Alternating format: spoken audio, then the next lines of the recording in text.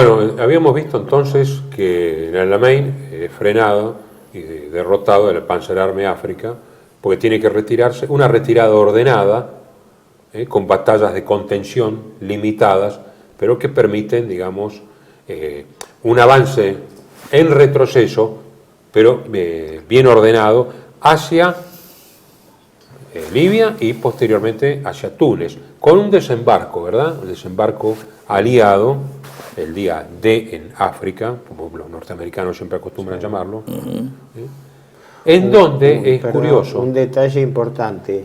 El avance británico, una vez, digamos, rechazado Rommel, se hizo siguiendo la carretera de la costa, pero con fuerte apoyatura naval, que es un detalle muy importante.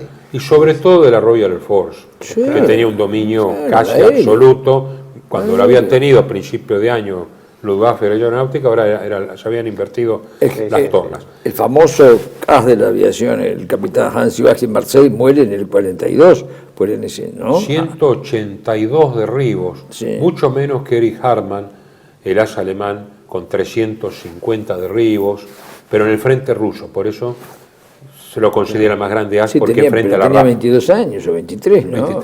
23. Se lo considera porque era otro entrenamiento y otra calidad de pilotos, ¿no?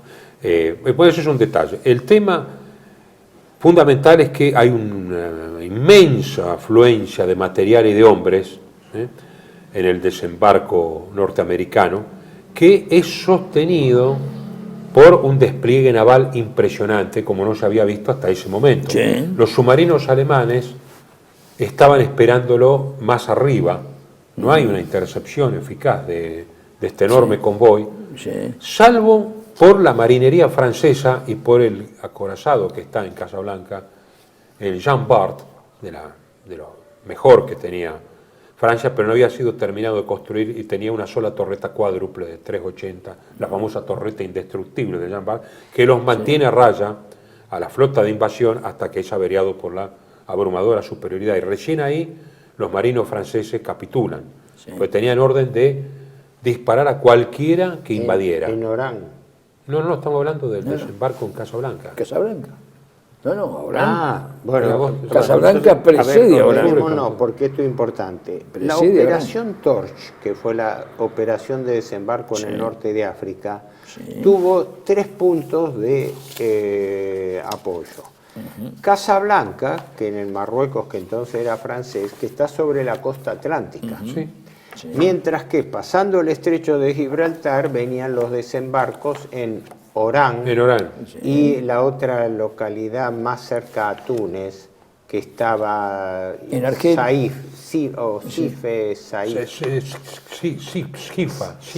Sifa, que eran ya en el Mediterráneo. O sea, es importante tener presente esto. El desembarco en Casablanca era sobre la costa del Atlántico y sobre el Marruecos francés. El Mediterráneo es Orán y Argel, ahí los tenés. Claro, y el centro más neurálgico era en Argel. Safi es acá. Y Casablanca y Port Diote. Los tres sobre el Atlántico son Safi, Casablanca y Port Diote. Después, pasando Gibraltar, ya en el Mediterráneo, Orán y Argel. Y después ya todo por tierra.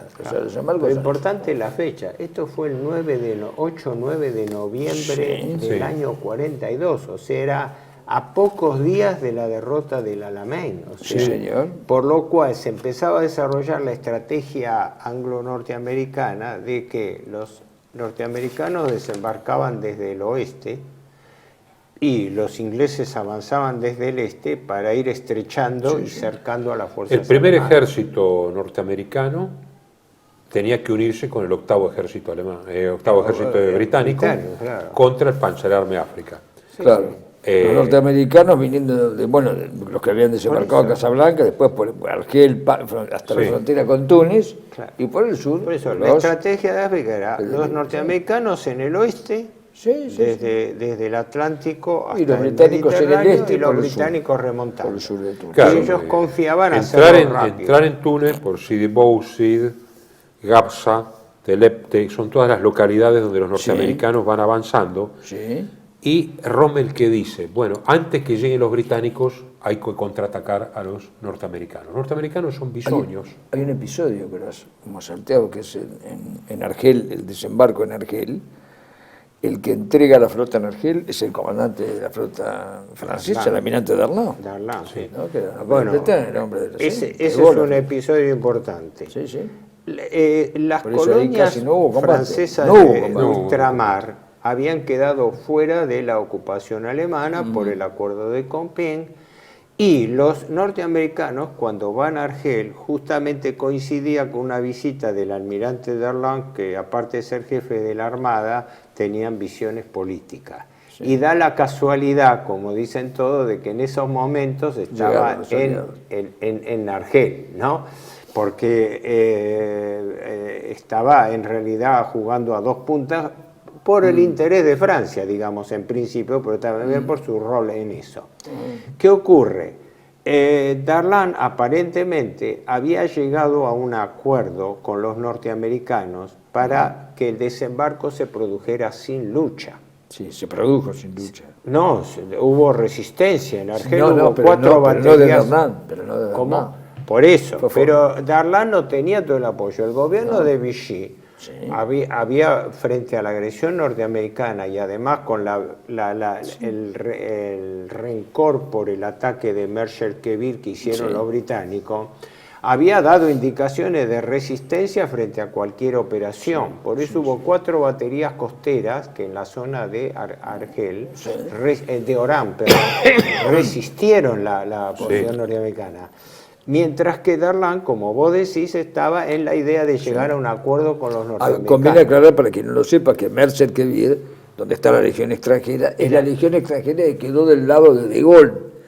Mercer-Queville, el ataque de Rommel es contra la Legión, en este caso es contra la Legión extranjera y las fuerzas gaullistas, el desembarco. Es así, porque había una parte de la Legión extranjera que estaba con Vichy, pero otra parte se había ido con De Gaulle. Claro, pero vuelvo a lo de Darlan, que era importante, porque Darlan aparentemente era el artífice de un acuerdo. Mercer-Queville, no, Bir Hakeim. Bir Hakeim es el momento de Gazala. No, pero digo, este detalle es importante porque por eso lo asesinan a Darlan. Sí. Hasta principios de diciembre, Darlan había estado acordando con los norteamericanos las condiciones, porque eran también las condiciones en que se reacomodaba la Francia de Vichy frente a la llamada Francia Libre, que en ese momento estaba dividida por lo menos entre 2 grupos fundamentales, los que respondían a De Gaulle y los que respondían al general Giraud, ¿no? Sí. Y también Leclerc, que actuaba desde el sur y todo. No está unificado el campo de la llamada resistencia francesa. Había rencillas muy fuertes. Entonces, Darlan estaba jugando ahí una operación muy importante de acuerdo con los norteamericanos, pero en desconocimiento de los británicos. Por eso, a los pocos días de acordarse el desembarco sin lucha de los norteamericanos por Darlan, creo que el 24 de diciembre, 23 de diciembre, previa a Nochebuena del año 42, es asesinado, como te digo, por un joven nacionalista francés, creo que de apellido Bonnier, pero un muchacho joven, de 21 años, que lo mata a Darlan como acusándolo de traidor. Y de la cual se sospecha que pudo estar la mano británica, justamente porque Darlan era un hombre pro-norteamericano dentro de las tratativas que se estaban llevando a cabo. Tanto es así que a mí me sorprendió que el ejecutor, este muchacho, creo que apellido Bonnier de no sé cuánto era el apellido, ¿no? Sí. Se ve de una familia comprometida políticamente, es juzgado y ejecutado creo que al día siguiente. Claro, inmediatamente, para que no hable. Una pelea en el directorio. Claro, es el típico procedimiento que ocurre. Se utiliza a alguien como ejecutor de un asesinato de sentido político, pero atrás se lo elimina, de tal manera que la muerte de Kennedy fue un paradigma de eso, ¿no? Sí. La tropa norteamericana del primer ejército era muy bisoña, no tenía ninguna experiencia. Perdón, otra cosita más, porque la hemos olvidado, que es que se presenta Roosevelt en África también. No, eso después, ahí viene el Casablanca. Sí, Casablanca, claro. Pero eso es no, eso lo vamos a dedicar, le vamos a dedicar bueno, poner aparte, programa, ahí viene el tema de la a un programa, está bien, próximo. Pero como es contemporáneo esto, sí, lo mencioné por lo menos. No, está bien. Sí, está bien. Pero digo cómo... norte de África. Claro, que Rommel emplea la 10ª Panzer que llega con 11 tanques Tigre, pintados con el color mimetizado de arena general alemana, como se llamaba. Y en el paso de Kasserine, los norteamericanos son derrotados de una manera tremenda, porque claro, era tropa bisoña y se enfrentan, es la última batalla que maneja, no, la anteúltima que maneja directamente Rommel, pues después se retira. En Kasserine es importante ver... Sí, aclaremos. El avance desde Argelia penetra en Túnez, con idea de que Túnez iba a caer rápidamente. 120 millas son 200 kilómetros, ¿no? Al sur de la ciudad de Túnez, del 14 al 22 de febrero del 43. Mariscal von Rommel con el Deutsche Afrika Korps y coronel general Hans-Jürgen von Arnim con el 5º Ejército Panzer. Cuando Hitler se da cuenta, si le hubieran dado la mitad de las divisiones que llegan, Hermann Göring, la 10ª Panzer con los Tigres y todo, en el momento del Alamein, no tenían ningún problema, pese a la superioridad, por lo menos, digamos, como empuje, ¿no? como golpe. Pero bueno, porque hay que salvaguardar la posible invasión de Italia que luego se va a dar, entonces mandan estos refuerzos importantísimos, ¿no?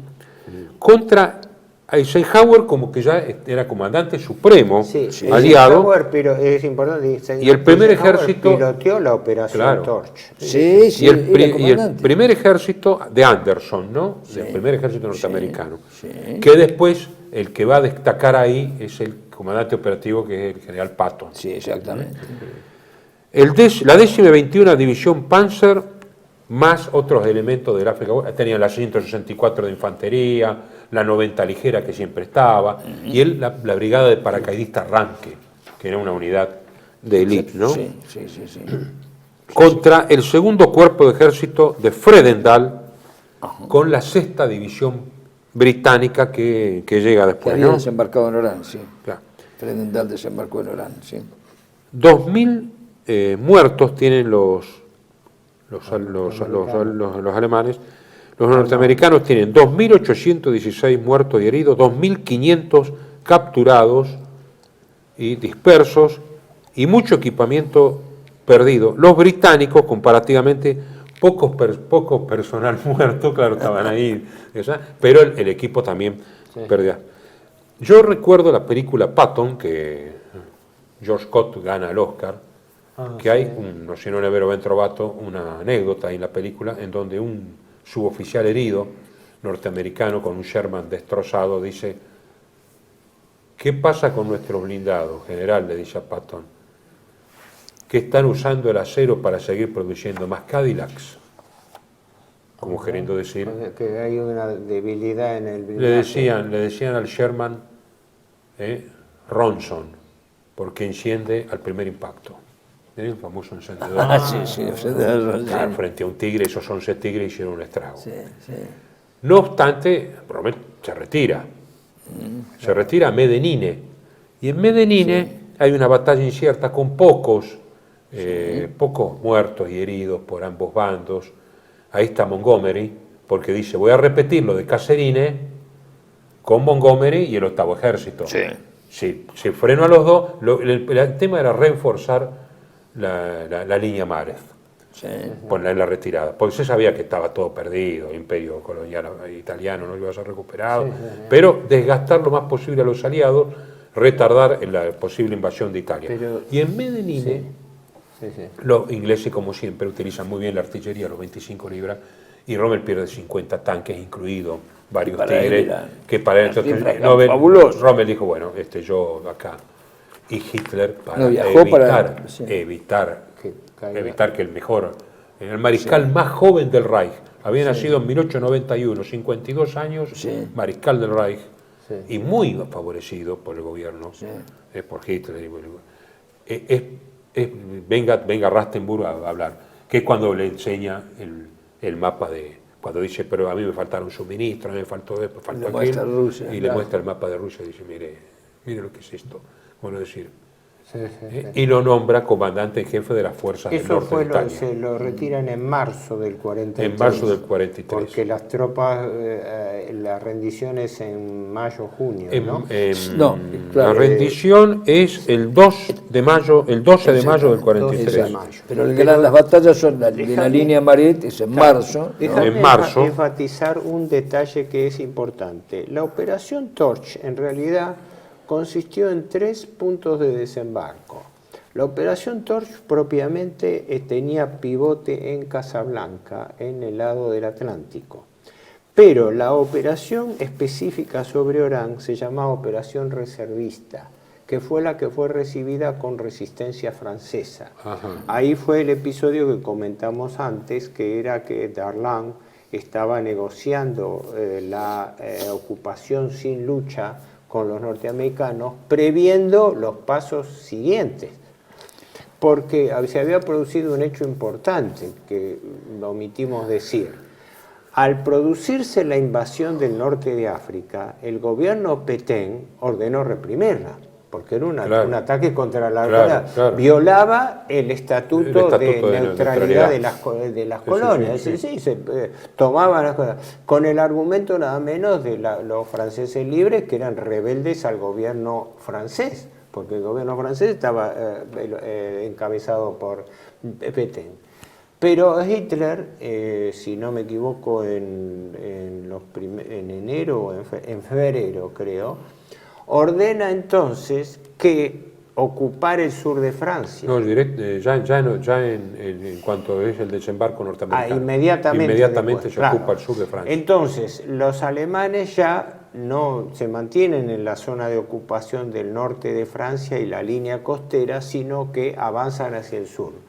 Cuando avanzan hacia el sur, los franceses hunden la flota en Toulon. Sí. Esa fue el hundimiento propio. Había un sabordaje, sí. Un almirante francés muy importante que ordenó el operativo.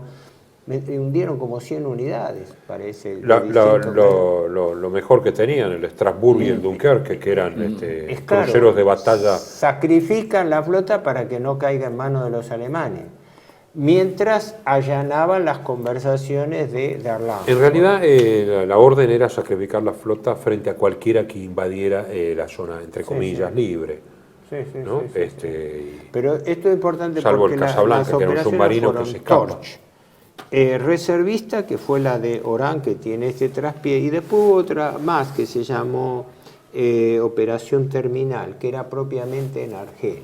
¿Por qué? Porque los norteamericanos contaban con que con ese desembarco y con el acuerdo que habían hecho de no resistencia y lucha en Argelia, el avance sobre Túnez iba a ser inmediato, rápido, y la caída de Túnez inmediata. Y en cambio la lucha duró 6 meses. ¿Por qué? Porque todavía se luchaba en Trípoli. En Trípoli, que los británicos no habían llevado. Nos hacen señales. El contacto entre norteamericano y ruso todavía demoraba. Bueno, sí, lo seguimos en la próximo bloque, ¿no? Bueno, próximo bloque.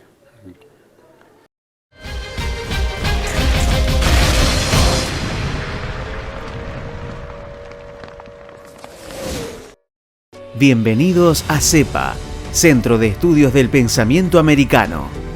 Nuevo sitio web de cursos de formación en política, filosofía, historia, literatura, geopolítica, religión, psicología y más.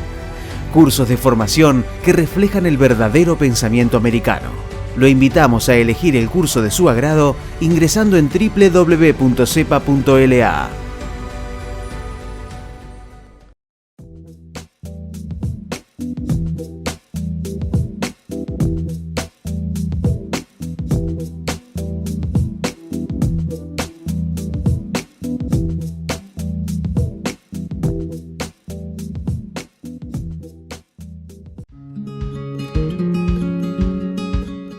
Residencia de Los Ángeles es un hogar para adultos mayores habilitado en la ciudad de Buenos Aires, cuyo objetivo es la atención y cuidado de pacientes de la tercera edad.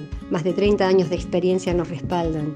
Trabajamos con dedicación para cuidar a nuestros abuelos y así ofrecerles la felicidad y comodidad que ellos merecen. Estamos en el barrio Villarreal, pasaje Francisco Bauzá 2372, casi esquina Tinogasta. Comuníquese con María al 11 61 70 45 38. Los esperamos.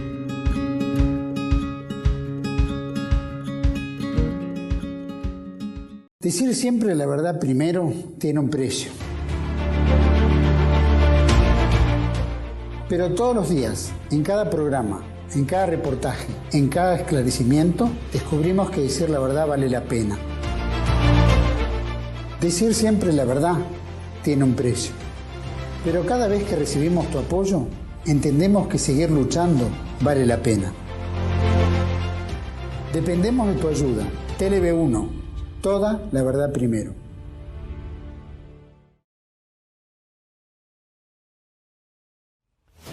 El mundo detrás de las cortinas, la historia como instrumento de control de las masas de Samuel Cruz. Un libro que desenmascara los mecanismos de control de las masas puestos en práctica por el Instituto Tavistock en la Segunda Guerra Mundial contra Alemania y contra la humanidad. Disponible en Argentina en editorial Cruz y Fierro. El mundo detrás de las cortinas, de Samuel Cruz.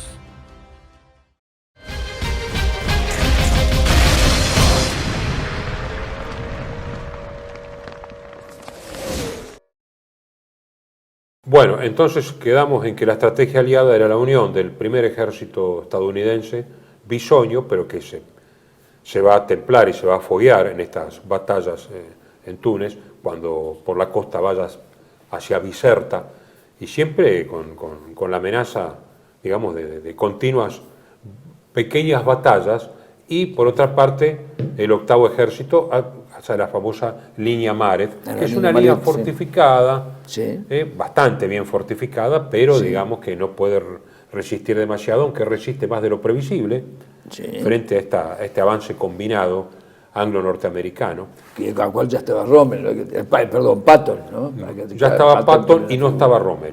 No, incluso la defensa de Túnez está a cargo de von Arnim, sí, y en realidad los comandantes operativos son italianos. Sí, Messi. General Messi. Mariscal Messi. Mariscal Messi. Sí. Messi. Qué notable la resistencia que se produjo, porque uno piensa la resistencia de Messi también. En el derrumbe de tropas, pero pasaron largos meses de lucha y fuerte resistencia, porque la guerra de Túnez, yo originariamente no le había prestado atención a la importancia que tuvo la resistencia del eje en Túnez, porque desde el desembarco norteamericano de noviembre, principio de noviembre, hasta la rendición del 12 de mayo, pasaron largos meses en la cual el objetivo de tomar contacto rápidamente el ejército de Montgomery, el octavo ejército, con los norteamericanos, se diluyó en un territorio muy pequeño, meses. Ojo, pues si son enormes extensiones, tanto es así que el apelativo de Rommel, lo hemos comentado en el otro programa, de zorro del desierto, en realidad le vino por la habilidad de Rommel de no exponerse a una batalla decisiva, sino hacer estos distintos golpes de mano mientras retrocedía.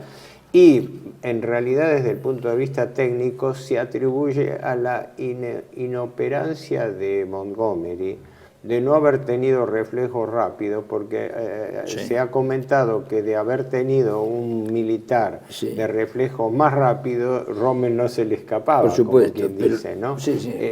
Como es verdad, pero hay otro comentario que hay que hacer, que para mí son fundamentales estos comentarios, por eso siempre los traigo, ¿no? Y es que es el comentario de un civil, no es un militar, es el gran escritor francés André Gide, que fue premio Nobel de Literatura en el 47, uno de los más grandes escritores franceses del siglo XX, sin duda, y en su diario, el 20 de febrero del 43, dice, textual, ¿no? El ejército americano ha huido, ha abandonado, estamos en Túnez, ha abandonado sus tanques y pertrechos, no solo delante de los alemanes, sino también ante los italianos, a quienes los alemanes han lanzado en su persecución. Y agrega el 21, ¿no? Roosevelt se ha mostrado hábil al lograr la formación de un ejército importante, pero no ha podido inculcar a esos soldados el espíritu de lucha de otros pueblos. El soldado norteamericano no sabe por qué está allí, donde no tiene tampoco intereses vitales. Por eso lucha blandamente y ante el peligro real se retira. Pese a las declamaciones de Roosevelt, en esta guerra hay solo 2 ejércitos, el alemán y el ruso. Esto lo dice André Gide. Porque acá hay que hacer un balance de fuerzas, porque así como lo hicimos a fines del 41. Perdón. Esto, yo cito lo del Gide porque el Gide estaba en Túnez. Gide estaba en Túnez, claro. No es que estaba mirando de afuera, estaba en Túnez, bajo la bomba, ¿no? Así que sí, estaba en Túnez. Que acá es importante hacer un balance de fuerzas a fines del 42, así como lo hicimos en el 41, ¿no? En el 41 la situación podía estar comprometida, sobre todo por el golpe en Moscú contra la ofensiva alemana, pero empezaba la guerra mundial, ¿no? En cambio, en el 42, los 3 frentes principales de lucha amenazaban contra el eje. Japón durante el año había tenido reveses en el Pacífico, ¿no? Después de la batalla de Mar del Coral, y Midway sobre todo.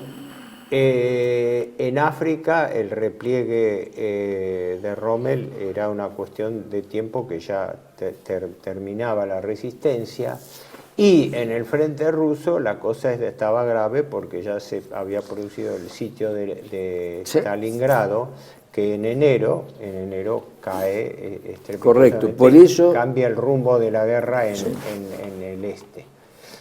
¿Verdad? Ahora, lo vamos a ver especialmente por su importancia en un programa especial, ¿no? O por lo menos en bloques especiales, lo de la conferencia de Casablanca, que se tuvo lugar en enero del 43. Pero la situación estratégica era que los norteamericanos y británicos necesitaban consolidar el enlace en África del Norte, porque la decisión estratégica había sido que el segundo frente, que tanto se hablaba y reclamaba y sobre todo que exigía Stalin, la apertura de un segundo frente, no iba a ser en el oeste en el año 43, sino solo en Italia. Y que el objetivo pasaba, claro, destruido el imperio colonial eso yo lo italiano. pensaba que lo podíamos comentar cuando hablemos de la invasión a Italia. Claro. El objetivo era consolidar lo más pronto posible la fuerza en el norte de África, porque el objetivo iba a estar centrado en la invasión a Italia. ¿Y por qué? Y el eje para aislar a Alemania de su principal aliado en el continente, lógicamente. Ahora, hay una intención acá que es la siguiente, pero eso yo lo pensaba mencionar cuando hablemos de la invasión a Italia. Las 2 líneas que avanzan, la línea que avanza por el Adriático, la intención es entrar en Yugoslavia, eso hay que tenerlo en cuenta. Todo este es un proyecto de Churchill para meter una cuña además entre Unión Soviética y Occidente, entre comillas. Hay que mirar el mapa. Yo quería decir acá, Warren Tutte, que fue oficial del ejército inglés, me parece muy interesante lo que dice, ¿no? La guerra del norte de África, más que cualquier otra campaña, reveló las cualidades esenciales y los defectos de alemanes, italianos, franceses, ingleses y norteamericanos. El ejército alemán fue la más precisa y eficiente máquina de guerra que el mundo había visto. Su organización, a veces negativamente ayudada por el Comando Supremo italiano, a través de la campaña, fue consistentemente superior a cualquier otra del lado aliado. El soldado alemán de la línea de frente creía que estaba implícito en la maquinaria de guerra. O sea, era uno más. Nunca nunca se cayó, dice, y se probó a sí mismo que podía actuar permanentemente. La Wehrmacht pagó por esto solamente una inhabilidad de adaptar a algunos desarrollos de talentos, por ejemplo, actividades de guerrilla como el British Long Range Desert Group, o sea, estaba a veces muy estructurado. El genio italiano, el coraje y el temple de los oficiales individuales y los hombres operaron menos efectivamente y tampoco porque no tuvieron estas actividades de guerrilla. Es muy dificultoso ver las cualidades francesas estos ingleses, ¿no? Y además porque era muy poco, ¿no? El libro es de Warren Good, de North Africa Wars. Los británicos, básicamente incapaces de aceptar la posibilidad de perder al final, sin embargo, hicieron un esfuerzo bueno, usaron cierta iniciativa en algunas unidades que a veces eran muy chiquitos, que no le hacen justicia, dice, a algunas obras maestras de planificación y táctica como Auchinleck, ¿no? Para los americanos, la aventura del norte de África fue esencial para crear pasos agresivos en vastas operaciones posteriores en Europa y en el Pacífico.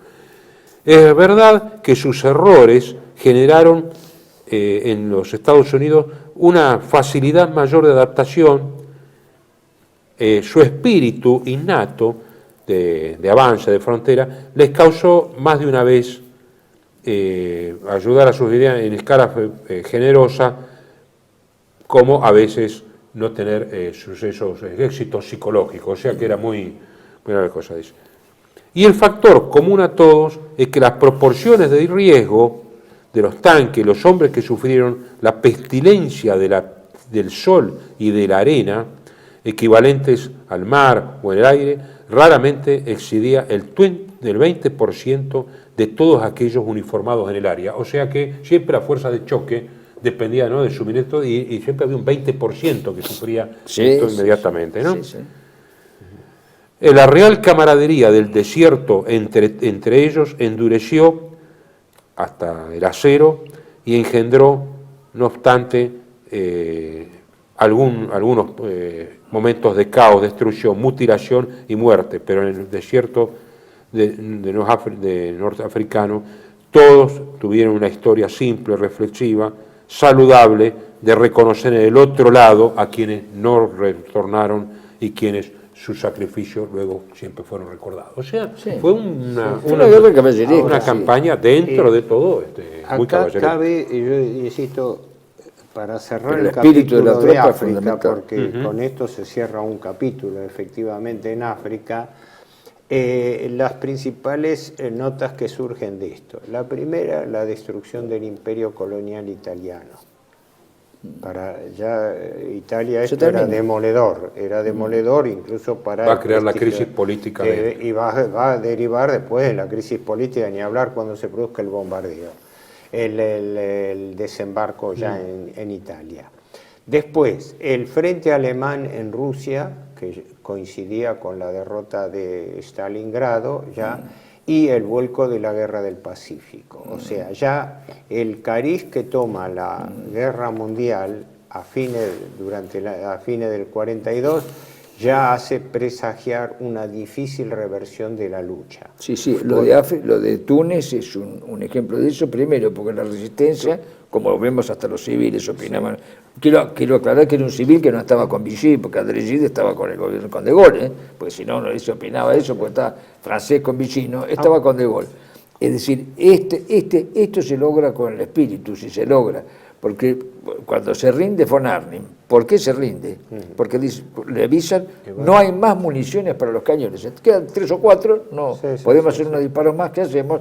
¿Los hacemos o no? 1000 piezas de artillería. Y el general Messi, el mariscal Messi, no acepta la rendición incondicional, entonces, y sigue, y en un momento le dice, bueno, no acepto, le dice, pero entonces no acepta la rendición incondicional, lo sigue bombardeando. Y al final le dice, bueno, no lo acepto, pero me he quedado sin municiones. Porque el problema es que se les acabó las municiones. O sea, en ese aspecto, la resistencia es hasta el último, hasta el final. Sí, y eso no se explica. No permitieron el contacto. Claro, pero eso no se explica sin esto que señala acá André Gide, que es importante, que un enemigo, Gide era enemigo del régimen de Vichy, estaba ahí por irse de Francia. Es decir, no hay duda que estaba con los aliados. Lo premiaron y demás, De Gaulle lo recibió a la reunión apoteósica hubo entre De Gaulle y André Gide, porque era el más famoso escritor. Después de Marrot todavía era joven, que estaba en los tanques de Leclerc, que era tanquista de Leclerc. Gide era el más famoso escritor que estaba en lugar de combate. Bueno, pero lo interesante es eso, porque el espíritu de la tropa, a partir de ese momento, es decir, a partir de Stalingrado, y a partir de estos episodios del norte de África, aunque sean más chicos... Que le dijeron Túnez Grado. por 250.000. Muy bueno, claro. 250.000 prisioneros. Esto, lo importante a partir de acá para mí es el espíritu de la tropa. Sin eso no hubiera habido dos años. Dos cosas importantes entre lo que uno trata de sacar de balance. La primera, la resistencia en Túnez fue mucho mayor que la esperada. ¿Sí? Y mucho más calificada frente a las tropas, sobre todo norteamericanas, y la lentitud inglesa. Después no se produjo hasta último momento, hasta la debacle final, hasta la rendición, el famoso contacto que se esperaba entre fuerzas inglesas y norteamericanas como para una lucha victoriosa.